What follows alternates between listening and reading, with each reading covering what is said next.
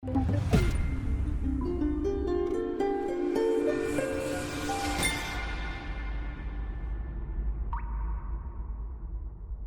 had the great and fascinating experience of spending 9 years of my career in telecommunications in Africa across 2 different countries, Kenya and Tanzania. And after I miserably failed an attempt to become a Maasai because of my height, I decided to continue with my journey in telecommunications, technology, and innovation. Now, the reason why it was a fascinating experience was not only because I had the opportunity to see what technology and innovation can do to transform the lives of people in developing countries, but also because these 2 countries, Kenya and Tanzania, are the 2 most developed countries in the entire world in terms of the adoption of a revolutionary innovation, which is mobile money. Now I want you to imagine a poor country somewhere in Africa where 50 million people live, 70% of the population lives in rural areas, and 70% of the workforce is engaged in agriculture. And the reason why I want you to imagine that is because in a moment, I will tell you what this poor country has been able to achieve through the power of technology and innovation. During my 9 years in Africa, I had the chance to travel quite extensively across the countries I lived in order to understand people and community needs, in order to understand how technology and innovation could transform the lives of people, and in order to see how technology and innovation were already having a positive impact in people's lives. And what I discovered with those trips was fascinating and extraordinary. What some of us in this room take it for granted, for poor people, people living in rural areas, in developing countries, it could mean the world. And a clear example of it is mobile money, which for some people with access to a bank account, credit cards, debit cards, and ATMs could mean absolutely nothing.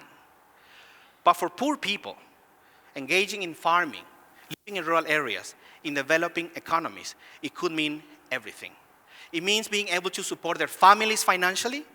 It means being able to get access to microloans to start up a small business or simply invest in education. It means being able to support their children's school fees. It means being able to get their pension paid every month.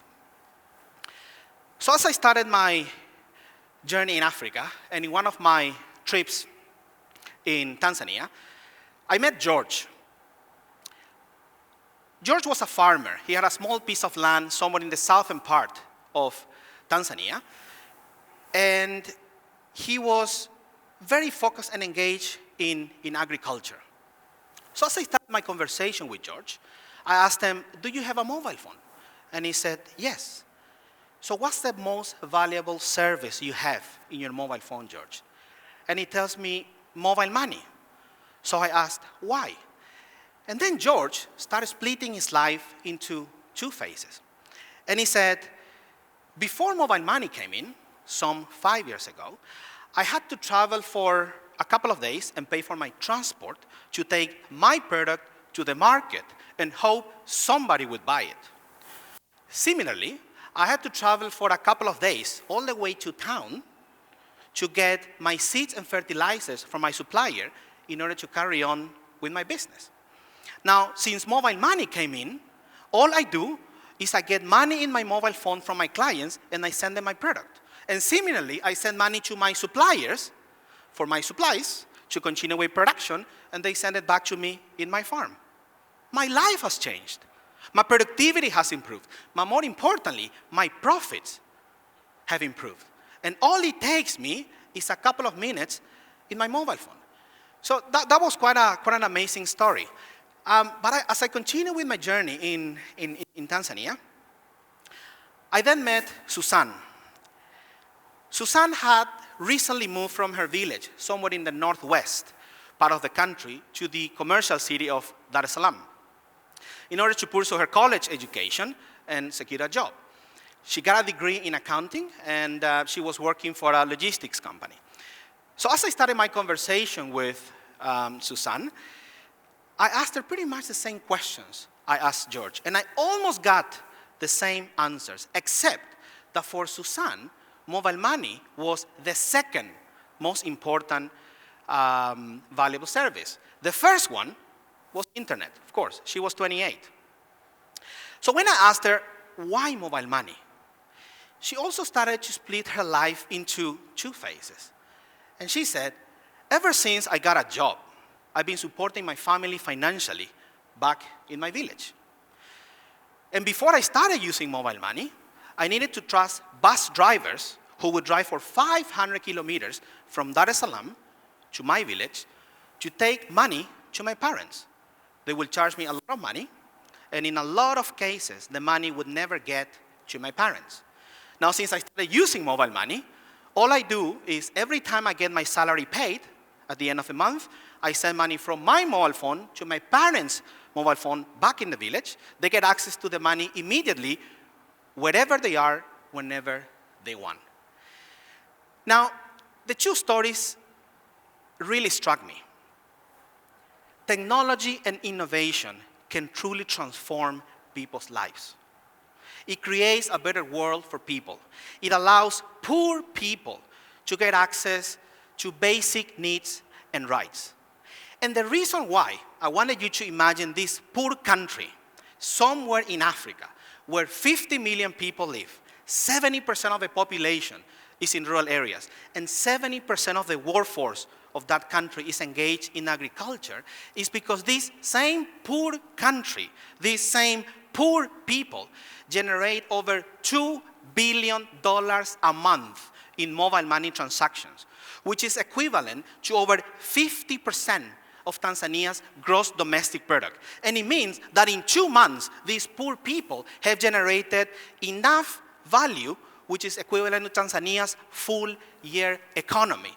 And what it means is that before mobile money came in, there were a lot of farmers like George, a lot of caring daughters like Suzanne, and millions of other people who were simply struggling to fulfill a basic need, to have a living, to support their families financially. Africa is on the move. Africa is one of the fastest growing regions of the world.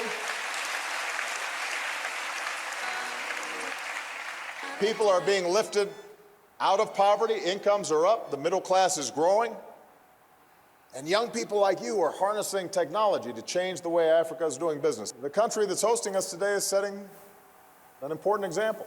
Kenya is leading the way.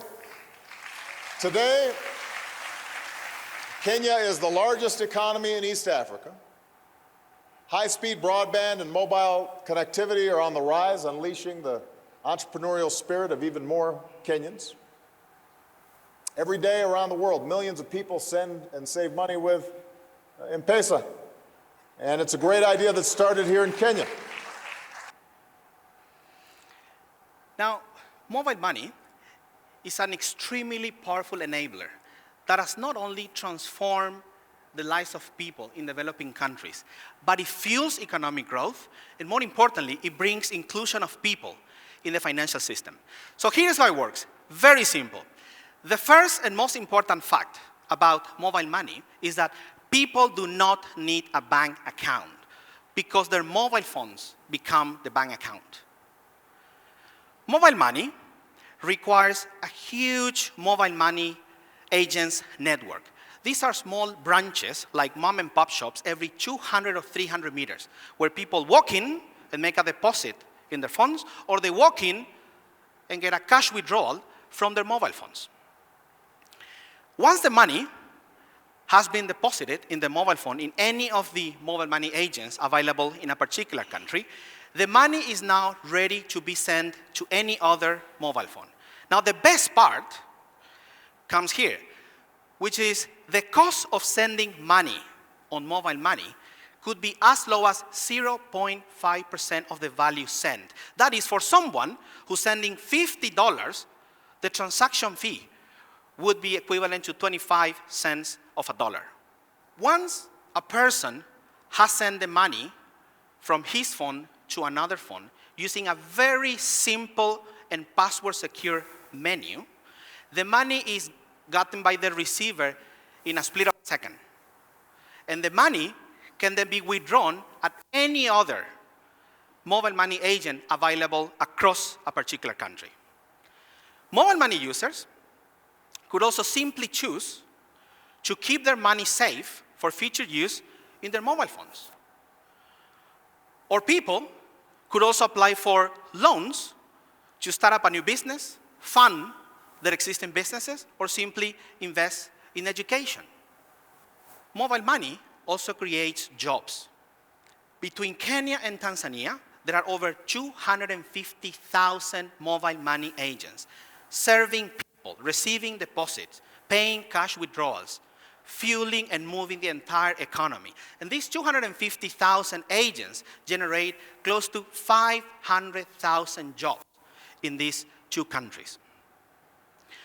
Mobile money is also a very powerful tool to engage people and communities in social causes. In 2013, the government of Tanzania received a donation of $5 million that was raised using mobile money by the private sector and the public to support maternal health care. In 2011, the Kenyans for Kenya initiative was an initiative launched by the Red Cross and corporate leaders where the private sector and the public raised $10 million using mobile money to support famine and death by starvation in Turkana County in Kenya. I'd like us to now think about the Myanmar of today. The Myanmar of today, with its 50 million people, 70% of the population living in rural areas, 70% of the workforce engaged in agriculture, and less than 10% of the population with access to a bank account. And with this, I'm going to share with you my last story. One of my colleagues, who lives in Yangon, has her mother living in Kabalu, up in Chagang State. In August last year, she got a call from her mother that changed her life. Her mother's village had been hit by flooding, and her home and most part of the village had been washed away. She lost everything. My colleague was desperate to send some money to her mother for her to be able to move to a better place and get access to food and water. Now, what were her options? She could have tried a bank transfer, which could have taken a couple of days and would only work if her mother had a bank account, which wasn't the case. She could try and find somebody she knew in a nearby area to borrow some money and ensure that the money gets to her mother fast enough for her to move to a safer area and get access to food and water. She could also take a 1-hour flight from Yangon to Mandalay and then further drive for over 6 hours to get to her mother's village. Well, she took that option, and the whole journey to get to the airport, flight, and drive all the way to the village took her more than 10 hours. Let's now imagine the Myanmar of tomorrow. What if my colleague had the power to send the money to her mother instantly? What if her mother had the power to get access to the money as quickly as possible and be able to move to a safer area and get access to basic needs like food and water? What if my colleague had complete confidence that the money will get to her mother fast enough and her mother would be safe? Now, that would be the Myanmar of tomorrow. The Myanmar of tomorrow is going to be a country where people get access to basic financial services. The Myanmar of tomorrow is going to be a country where people overcome their challenges, achieve their dreams, goals, and aspirations through the power of technology and innovation. The Myanmar of tomorrow is going to be a country where people can get access to microloans to start up a small business or simply invest in education. The Myanmar of tomorrow is going to be a country where limits will be set by its own people, but never by the lack of technology and innovation. Thank you very much.